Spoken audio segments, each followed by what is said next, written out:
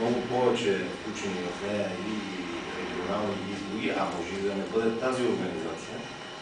Отделно от това, в текста, който съм виждал последния вариант на някакъв пункт, който не е ясно дали ще излезе в същия вариант, се вървеше не към една организация на Национален младежки съвет, която е записана в закона, а се даваха критерии, коя е национално представителна организация и може да не бъде една, а може да бъдат 2 и 3, може да бъдат и 5. Но проблема е тогава с представителството в Европейския младежки форум, защото там Националните младежки съвети имат своя представителство в тази организация, консултира Европейската комисия и Европейския парламент по въпросите на младежката политика. И ние там в момента имаме представителство на един-двама българи през международни организации, но нямаме представителство на наша национална организация. Те, колегите, между другото, понеже аз съм запознат и съм вътре в нещата с създаването на Националния младежки форум, наистина работите много здраво.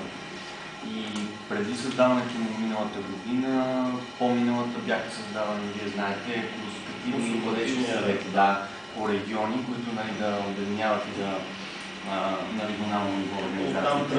Оттам тръгна. Лошото обаче е, че за съжаление, за пореден път, както Закона за младежта, така и правителството на ГЕРБ не подкрепи идеята на Националния младежки фонд, защото там се обединяват на политическите структури около Националния младежки форум и за съжаление в учредяването на Националния младежки форум, който беше много година, участваха само тройната коалиция, т.е. БСП и може би НДСВ.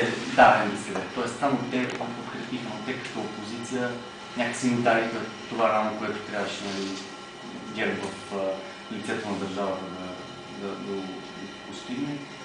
Може би там някакви неща, идеи, може би политически пристрастия на някои от учредителите на Националния младежки фонд се разминаха.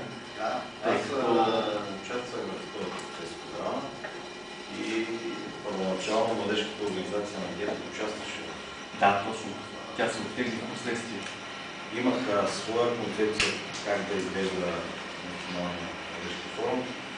Тяхното предложение беше в управителния съвет да има 6 политически и 6 неполитически организации.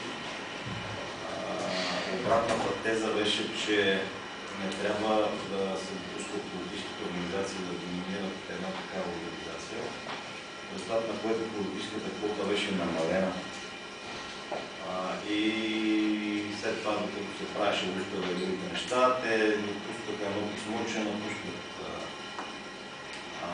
инициативния комитет, продължават да подкрепят идеята, но няма да участват в самото структуриране. Парадоксалното е, че по същото време в отчета на правителството се изтъкваше като огромен успех създаването на инициативен комитет за създаване на Националния младежки форум.